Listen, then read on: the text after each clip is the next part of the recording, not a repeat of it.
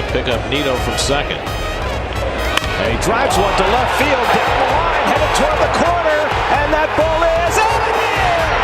Francisco Lindor ties the game with a two-run homer! Welcome back to another edition of Uncle Stevie's Nephews podcast. Yes, I am holding a microphone in my hand. It's my new mic, so just get used to it. But obviously, it's me, Brian, here with Spencer and Frank, and we're going to talk about the Mets. So let's start with, first off, the Mets are now 16-13. They're on a 5-game winning streak. Since you last heard from us, we didn't do one last week. They took 2 out of 3 from the Nationals. They split the series versus the Cardinals, and now, after today's game, they swept the series against the Diamondbacks. So obviously, a good stretch for them. They are now 16-13 after falling 2 games below 500, and as I said, put together 5 straight wins. So today's game, the Mets won 4-2. The biggest storyline was Jacob deGrom. He had like 4 perfect innings or 3 perfect innings, something like that, and then he was taken out in the top of the 6th before the top of the 6th started for precautionary reasons. You could tell throughout the game that he wasn't really comfortable, and the way that I was looking at it is like, sometimes in the beginning of games, he never looks comfortable and he just starts to figure it out. But it was obvious that there was something bothering him. And Luis Rojas was saying after the game that he had mentioned something and he was going to try to push through it. And then it got to the point where he was like, it's not smart for me to push through it anymore. So they decided to take him out. At that moment, I was like very nervous because obviously it's Jacob deGrom. Whenever Jacob deGrom's on the mound, you just hope that nothing bad ever happens to him. And coming off his lat injury, you suspected that maybe there could be something there still. And it turns out that it's not really his lat that's bothering him. It's it's near the lat. It's like his lower back area. At least that's what that's what Luis Rojas said, which was a surprise because I thought it made sense that it was still his lat. But it turns out it wasn't. And he was taken out for precautionary reasons. They're doing, I think he was sent for an MRI already, so they're waiting for the results on that. Maybe those results will be out by the time this is out. So obviously hoping for the best. I'm happy that it wasn't something worse like Tommy John or, those the main things that you always worry about with pitchers, but we'll still have to wait and see. It's obviously always nervous when it's Jacob deGrom.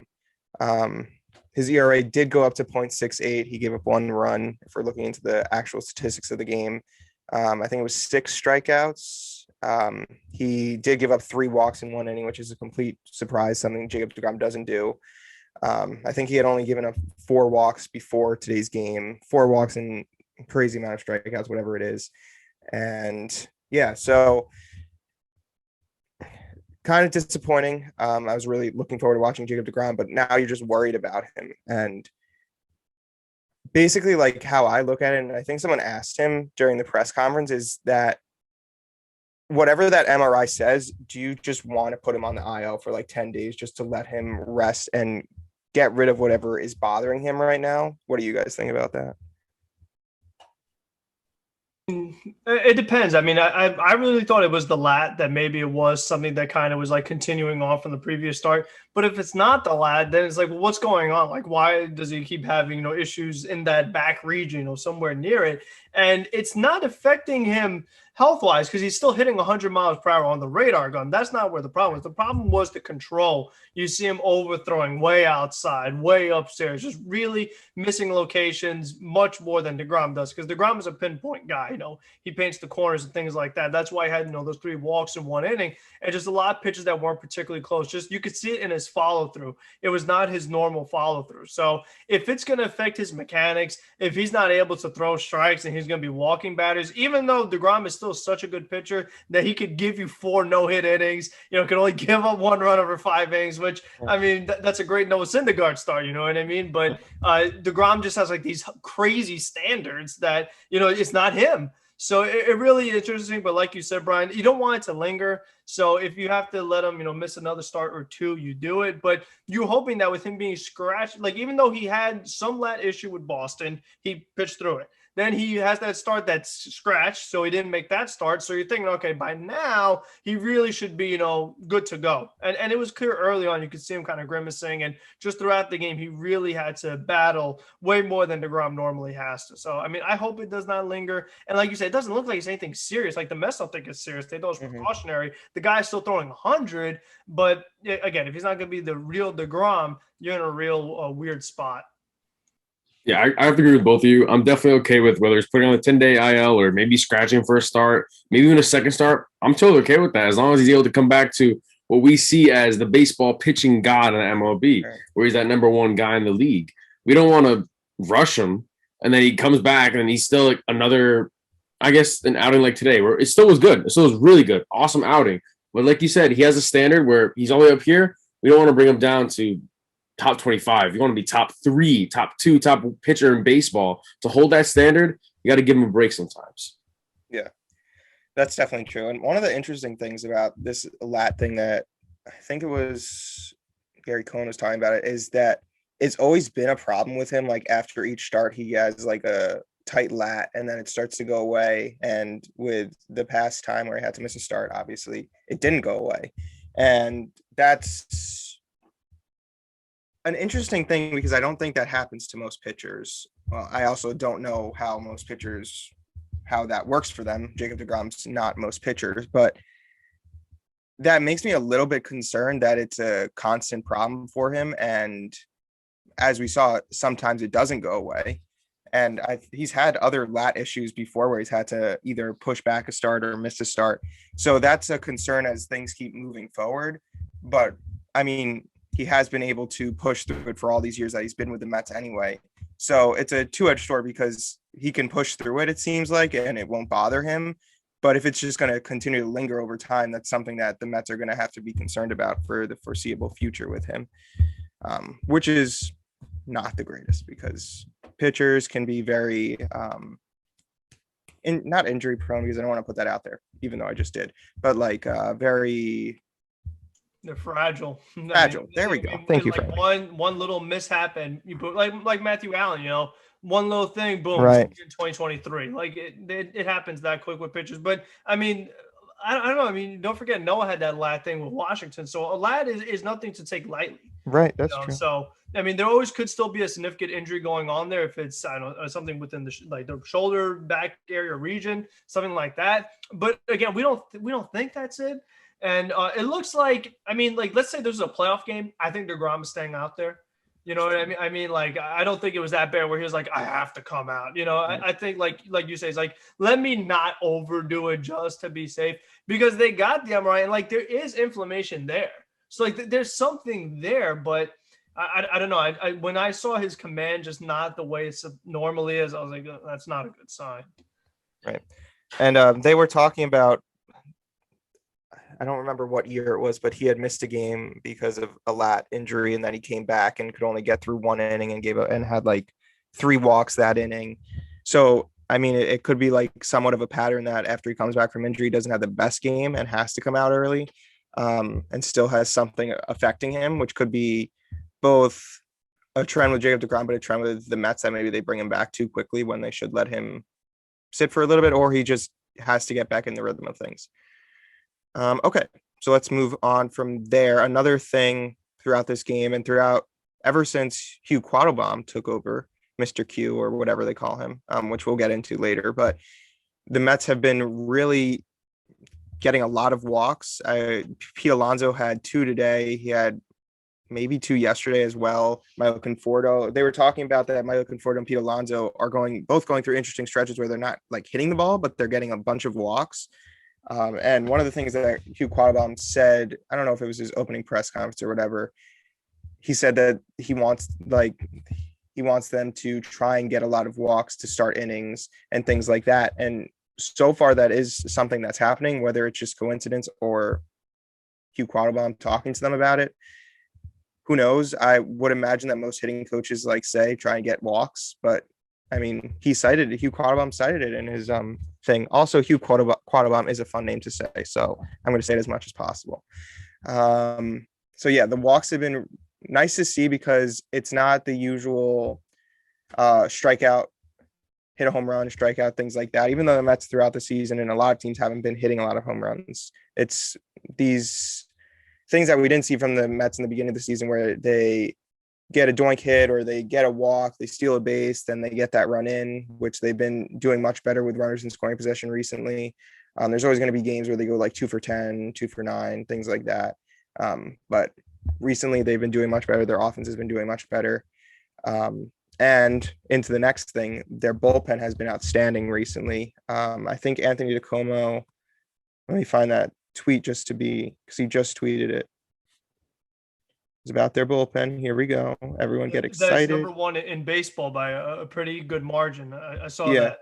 Since April 22nd, the Mets lead the majors in bullpen ERA, and it's not particularly close. So the Mets are number 1, 1.71, and the Marlins are at 2.36. So obviously it's not close. April 22nd is, as he said in his thing, an arbitrary cutoff point. But I mean, either way, they've been outstanding. Today, Jacob Barnes pitched through 2 innings, which I think was probably not the smartest thing for Luis Rojas to decide to do. But I mean, they are short bullpen wise because of the past 2 games. We saw him have to pitch through that 14 pitch at bat through whatever the opponent's name was. I'm not going to pretend that I know the Diamondbacks lineup, and throughout that rain, which was crazy at that point. I mean, it was obvious that the umpires just wanted to get through the game because they knew that they wouldn't be able to get through it if they had to do a delay.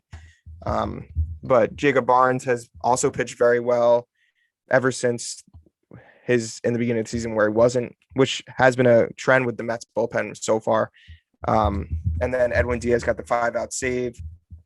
And we had been talking about like, why was he asked to do a 5-out save? They called up Drew Smith. Trevor May only pitched an inning yesterday. I don't think he needed to do a 5-out save.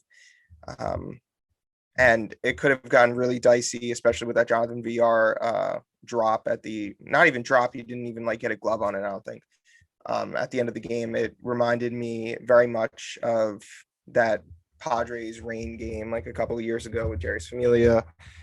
And that was one of the worst games I've seen. But yeah, what do you guys think so far about the bullpen, or like how they've been able to transform themselves?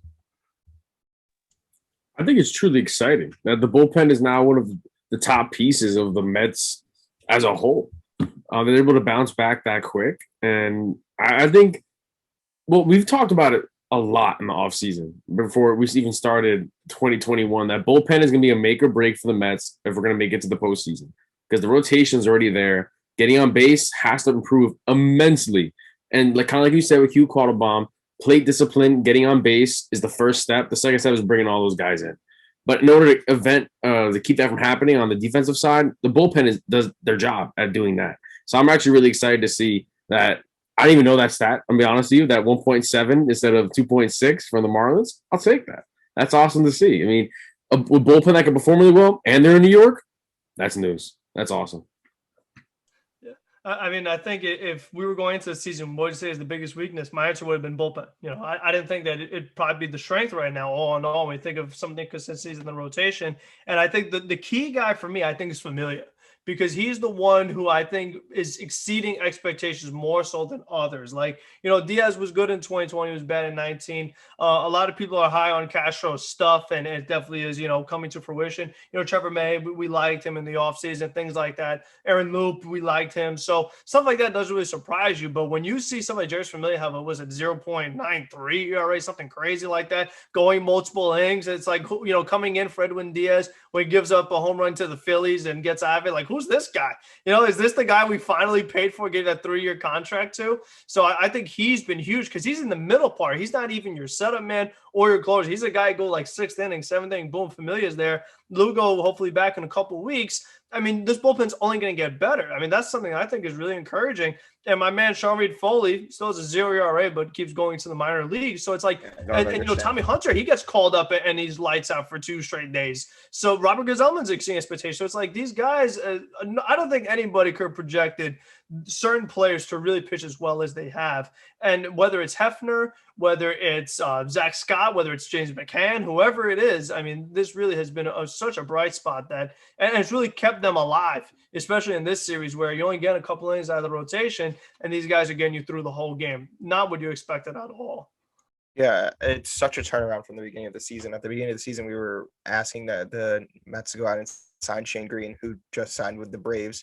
But I mean, I saw that alert that he was signing with the Braves, or I saw it on Twitter, and I was like, in the back of my head, I was like, oh, I wish the Mets would have went out and signed him. But then I remembered that the Mets bullpen is actually very good right now, and there's no reason to go out and sign Shane Green. I mean, Shane Green's very good, but the Braves bullpen is like a 4-point-something ERA. So they obviously need the help, and the Mets don't need the help, and that could change, obviously. And I don't think Jerry Smith is going to have a below 1 ERA at the end of the season, but it's crazy to see. And to see how pumped up he was at the end of that game, that was really nice to see. And we've been seeing that a lot from the Mets. Edwin Diaz today was really excited, and in past years too. I think ever since Pete Alonso's really come on the team, like the Mets have such like this excitement in their clubhouse and just excitement to win, and everyone wants to win, but it's just how enthusiastic they are about it. And I think Francisco Lindor addition obviously adds so much to that, which I guess we can get into Francisco Lindor now. So Francisco Lindor, today he had 1 hit. He was on base a few times, but I mean, this week, we've definitely gotten to know the Francisco Lindor that we thought we were going to have from the beginning of the season, getting that huge home run, stealing that base, getting all the way to home, getting Jeff McNeil in yesterday, had a double yesterday. I mean, he's been playing really well. I'm not going to ignore that he got into a little scuffle with Jeff McNeil, which we'll get into, but Francisco Lindor, I think I said this on our last podcast, everything that he's been showing us besides his offense would be such a cool addition to this team if his offense was just there. And now that his offense is there and Francisco Lindor is still that great clubhouse person. And we saw today when Kevin Pillar and Michael Conforto got into that little crash or whatever, Francisco Lindor ran out. He just magically appeared on the screen and was in the outfield. And it wasn't like they were like shallow outfield. It was by the warning track. So he ran out there to make sure everything was okay.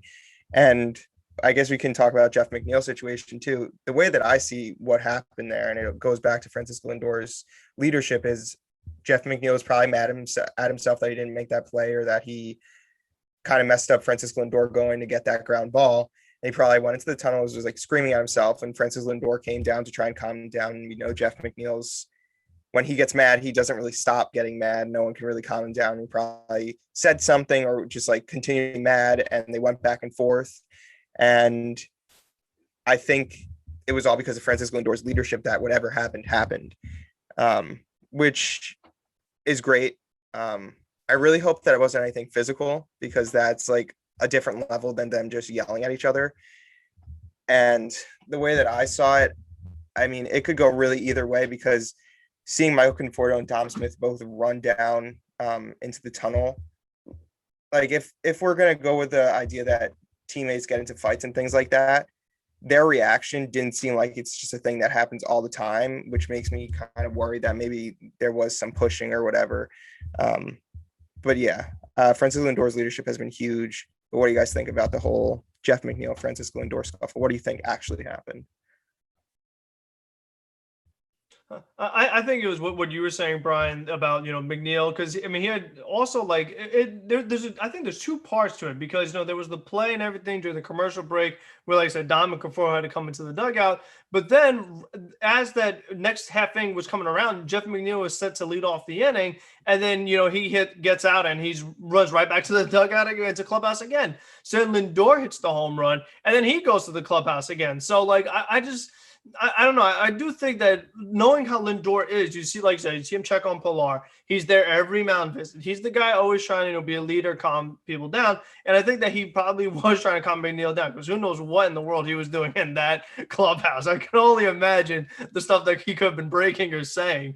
So I do think that's what Lindor was doing. And I think that whatever whoever gave me the idea of the Ratcoon possum, I don't know. They've tried to have fun with it, whatever. But I think the long-term effect that, you saw McNeil with the home run the next night.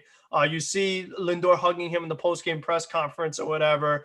Things like that. Like, you hope that it would be like kind of like a bonding experience where it seemed like that was the worst part in their relationship, but it only is going to make it like the best it's going to be. You know what I mean? Like, I don't know. It's just going to help them long term. And I think as a double play tandem, knowing that Lindor is going to be here for another 10 to 11 years, I would like to keep Jeff McNeil for a really long time if his bat does what I know it's capable of. You know, these guys, you'd like for them to get along, be that up the middle Mets tandem for a long time. So I think it's encouraging that Lindor is doing more of the little things, where that is home runs, stolen bases, just you putting the ball in play more frequently and just hitting the ball a little harder. He got a blue pit today. So, that's encouraging. Just that you do the little things, that's what's really going to make the difference. That's why you're a $341 million player. You don't just hit home runs. You don't just play good defense. You do everything. You be a leader. That's why you pay him that kind of money. So I'm excited that he's looking better. People are getting off his back a little bit. So, that's the most encouraging thing for me. Yeah, there's two things I wanted to add. Spencer, did you have anything to say, or? Honestly, I kind of agree with you guys. Or it was hopefully just calming McNeil down. It wasn't anything crazy, where it's pushing or shoving, or God forbid, punching each other, because morale does lead into how players do. And the fact that both of them getting home runs, I don't think they took out the anger on the ball, or they weren't mad at each other. So hopefully, they're friendly about it. They can have a drink with each other, figure it out, and we'll keep moving on. I honestly think that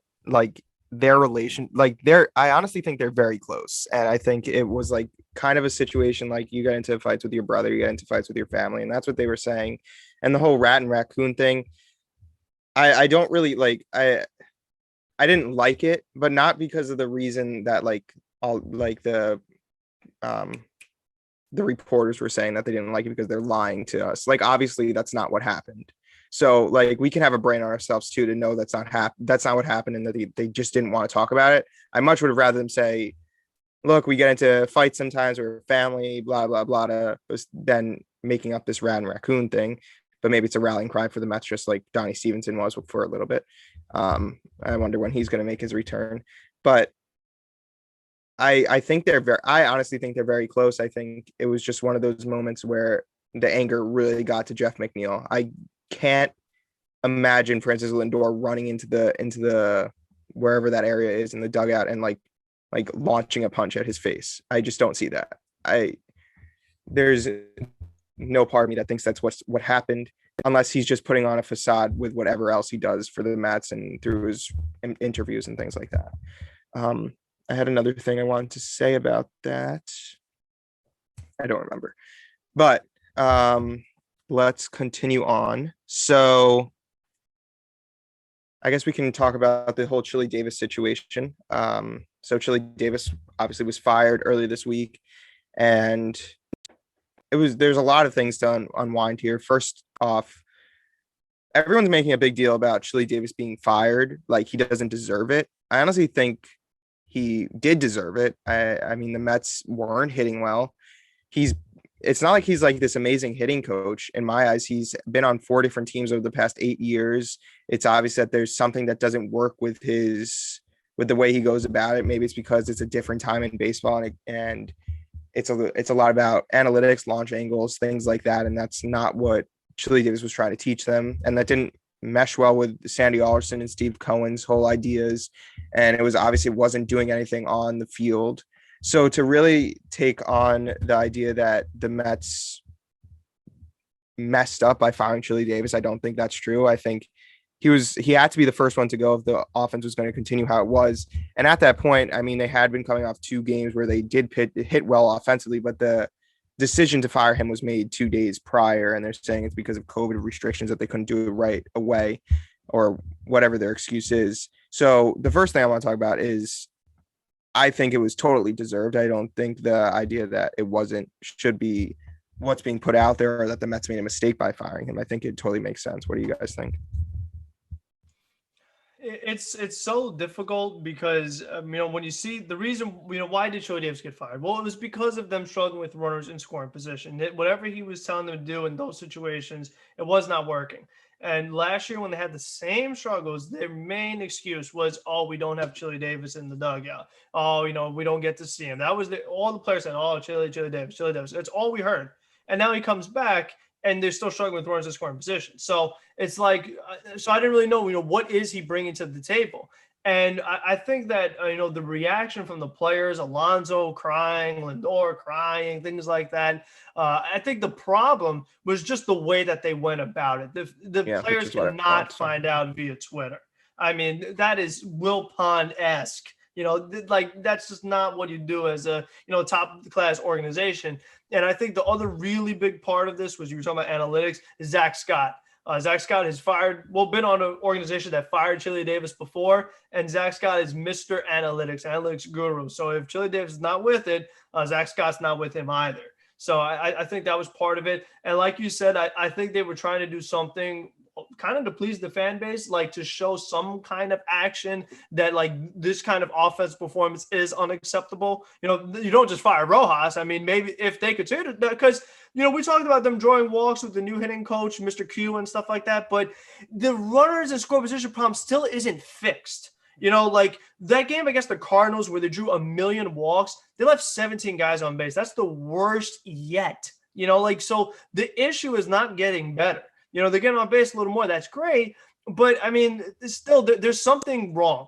There's still a level of, Ross said in an interview on WFAN, anxiety going on with the players with run scoring position. I still think that is a factor in some of these guys having anxiety. Guys like Lindor, McCann, we'll get to later.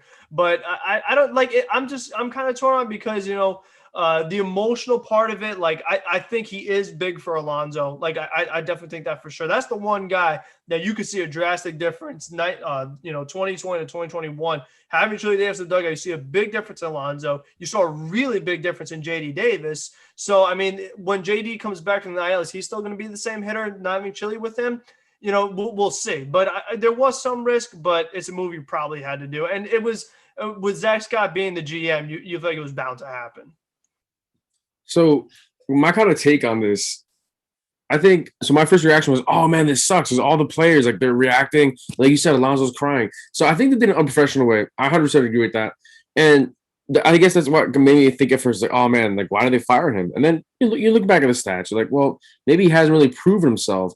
But if he's that good of a person, maybe don't make him the hitting coach. There's also a position like the bench quality coach, where their job is to make sure that the players are still existing, they're still breathing, they're more than just a human and a baseball player. That they can exist and they can play and they can be happy about everything. Like that's their job. Like why not just slide him into that position, and then you keep the players happy. Like they may not be 100% happy with it, but it would be maybe 65, 85, 95. And it's a lot better than 0.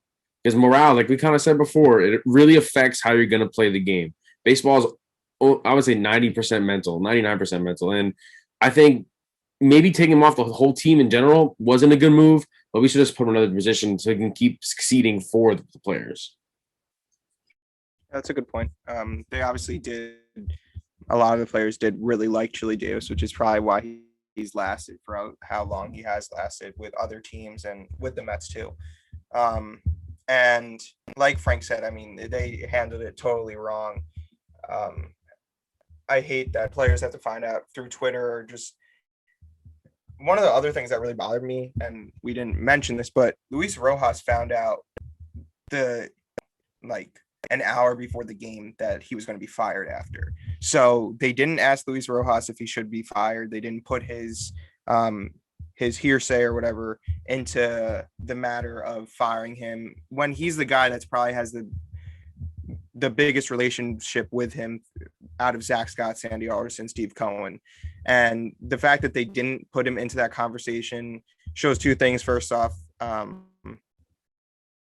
they don't care what Luis Rojas has to say. And also that Luis Rojas probably isn't in the best position in Steve Cohen or Sandy Alderson's eyes. And they didn't pick up his option to start the season. So obviously we know that they're not super confident in him, but to not even talk to him about it before just telling him straight up we're firing him seems very weird and not the way to go about things, because he's your manager and he's one of the most important people on your teams, and you're not going to ask him, which seems to make zero sense. It's like when I heard that, I don't think it was reported on. I think it was in an interview with Carden Roberts that he said that. And I was like, okay, that's crazy. That's not how things are supposed to work. All right, let's move on. So I think we went through everything. So one of the things that I was talking about with my family was who we're most concerned about with the Mets right now. Obviously, a lot of things are looking up, as we said, 5-game hit winning streak, but there's still some players that are struggling, namely Dom Smith, James McCann, um, Jeff McNeil's still, not doing the best. Um, for me, if I had to pick someone that I'm most concerned about, I'm going to say Dom Smith, because we've only really had a 60-game sample of him playing at what we think Dom Smith can really be. And he played outstanding last year. I mean, he was hot from the beginning till the end. And then we see this year where he's not. He doesn't look anything like he was last year. And my brother brought up a good point.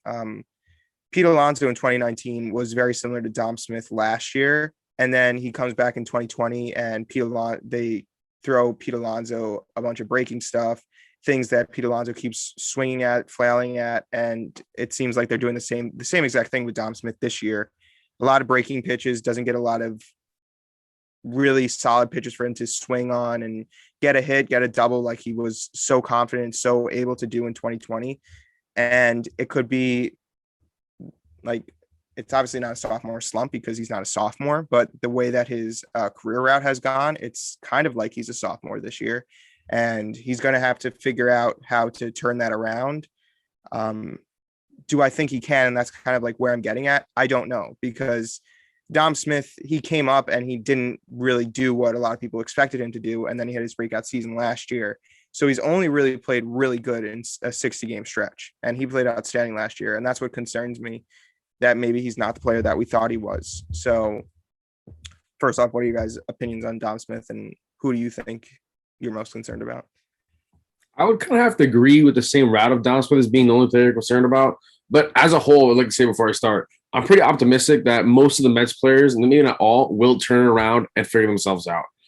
I don't want to have to keep making that excuse further on into the season. Hopefully they take a bite of that and that optimism, and they hopefully do turn around. But Dom Smith, like you said, it was an accelerated season. So with 60 games, if you're going to a season only knowing you're going to play 60 games, so maybe realistically as a fielder, 50, 55 games as a starter, you only have so many chances to prove yourself.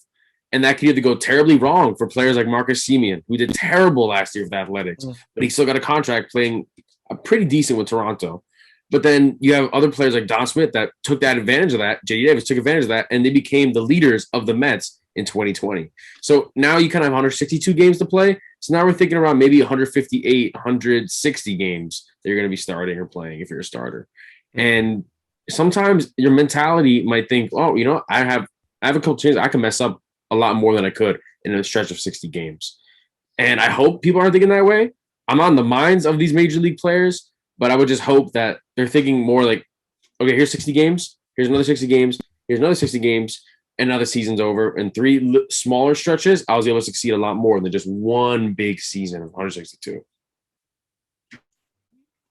Yeah, I think when it comes to Dom, 2019, prior to his injury, he was swinging a good bat. He finished, I think, 282 for the season batting average wise. And ever since he got the whole sleep apnea thing fixed and his weight fixed, there definitely is a big improvement from where he was when he first called up. But the big problem is, like you said, Brian, with the off speed versus fastball, they've shown it a couple of times SNY, but it's drastically different. His batting average on fastballs compared to off speed pitches. And it's like, you expect these major league guys, if we're talking about Dom being a guy that's going to be a starter, for a long time for the Mets. Yeah. And for your hitting, this guy is here for hitting. He is not here to play any kind of defense.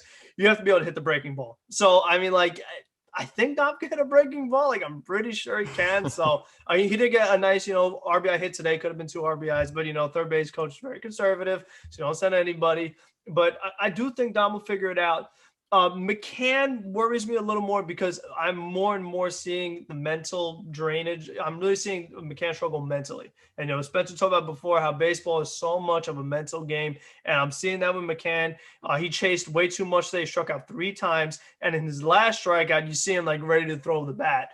And there's so much pressure on James McCann right now, living up to a 4-year contract for a guy that was, a part-time catcher with Grandal, did a lot of DHing, coming to a market where there is so much pressure on him because he also has to live up to JT Realmuto. Right. There are a lot of Met fans that say, oh, we didn't get Realmuto because we got McCann. So McCann is trying to live up to the best catcher in baseball, which is really unfair expectations.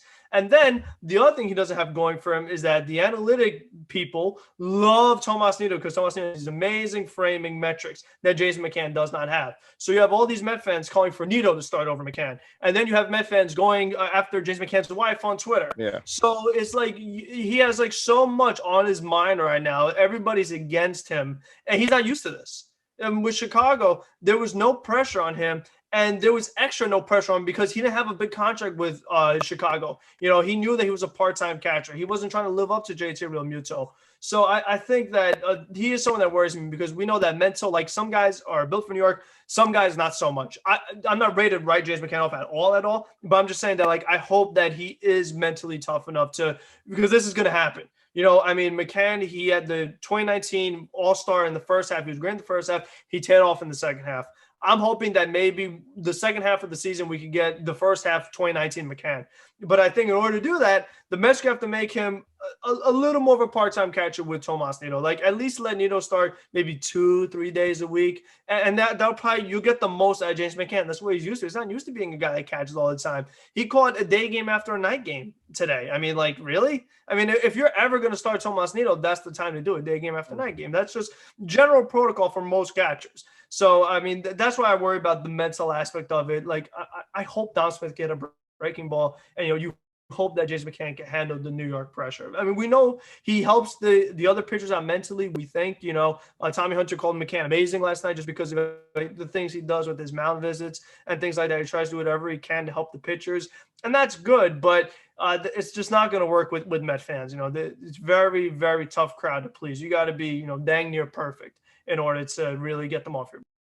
Yeah. I was going to say what I don't want to say worries me, but the past couple of games, like James McCann has had good contact, and I was really hoping that today, like that would become like some hits, and he got a hit to start the game, and then he struck out 3 times and looked terrible on each at bat, and which was kind of concerning for me because I thought like he was turning a corner.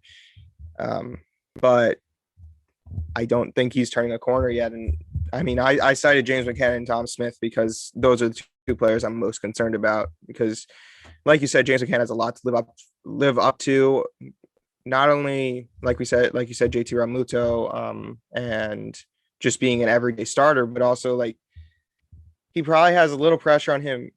Like, I guess this is about JT Realmuto, but like Steve Cohen put a lot of hope into him that he could be that guy that they don't have to go out and sign JT Realmuto, and they could go out and sign him for a little less money.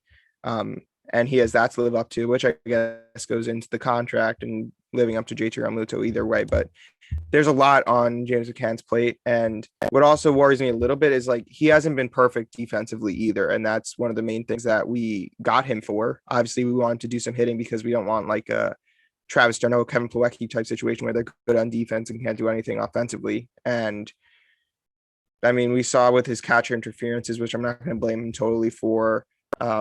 We've seen some pass balls. So there's some things that I am legitimately concerned about with James McCann. And I just hope that by the end of the season, we're not sitting and like really angry that we didn't go out and make a harder push for JT Realmuto, which is always going to be a concern until James McCann starts doing things. But I think we're up to our predictions for this upcoming week. So the schedule for the Mets, again, they have a Monday, Thursday off.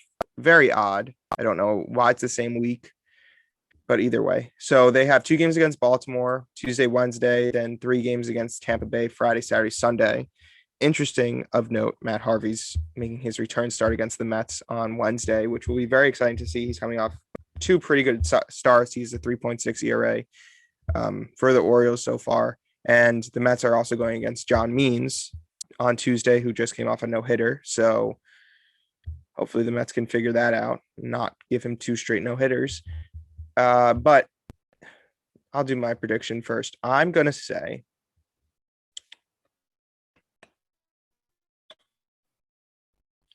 (3-2). These predictions are kind of like, they're fun, I guess, but it's only 5 games. So it's like, how different can they really be? But basically how I see things going is I think they'll be able to either sweep the Orioles or take one of two and take 2 games against the Rays. I know the Rays, what are the Rays' record? I don't think they're having that great of a season, right? As long as we're not the Or if they've Yankees, they're turned it not too around. tough. Oh no, the Rays are 19-17. I guess I'm just remembering the beginning of the season they weren't playing too well. So I'm gonna say they. Wow, I have trouble saying they'll sweep the Orioles, but I think they'll sweep the Orioles. I think I should be more confident that they'll do good against the Orioles than they will against the Rays and take at least 1 game against the Rays. I'm gonna go 2-3. I say they lose the John Means game, win the Matt Harvey game, and then if the series was at New York, I would say they win the Tampa series. But because it's in Tropicana, I'm gonna give it advantage Rays. The Mets. When's the last time Mets have played in Tropicana Field? I mean, it's been a while. That place is tough. I just don't really. I just don't feel it. Like the Mets doing well there. I think that's definitely advantage Rays. And we know the Rays could pitch pretty good. Their hitting is not the best. The Mets have really good pitching, so it's going to be a low-scoring series. So it's going to be a good series with the Rays because we haven't seen them in a while. So we'll see. But I'm going to say 2-3. I'm gonna go 3-2. Usually, I'd shoot up for the sky and go 4-1. Have been wrong the past couple of times, though. So I'm gonna bring myself back down to earth, and we'll work our way back up there, and then we get undefeated again. But 3-2. I do agree with Frank with the fact that we're gonna lose to John Means. This guy really has his stuff this season. He showed in 2020, 2021. He's coming for everyone's throats. Matt Harvey, though, I think we could take him. I'm not going to discredit anything he's done because he has a total journey, come back full circle to what may or may not be the Dark Knight. But I think we take game 1, lose game 2, and then make up for the rest in Tampa. I think the reason why I have confidence in the Harvey game is Taijuan Walker. I mean, that's my reasoning. Yep. Like, I think Taijuan Walker is going to outpitch, not so much outpitch Matt Harvey, but also outpitch the Orioles bullpen. I mean, the Orioles, they just lost a few in a row to Boston, so they're not that good. They're on a 3-loss streak. So. Yeah, so, I mean, we're on a 5-game winning streak. I mean, it'd be nice to make it 7, but, Means it's tough. He's a lefty. Mets don't hit lefties well. They don't face lefties hardly ever. So it's just a tough matchup for I think David Pearson's pitching for the Mets, or just Stroman. Is Stroman smart? I don't know. It'll be a good game, but I'll give advantage Means. All right. So I think that wraps it up. Exciting week for Mets baseball, 5-0. I think that's their first time they've been on a 5-game winning streak since 2019. No, definitely didn't do it last year. I mean, it was always win 2, lose 3. So did not have a good streak last year at all. Good sign. Yeah. But thanks for listening. We'll be back next week, and let's go Mets.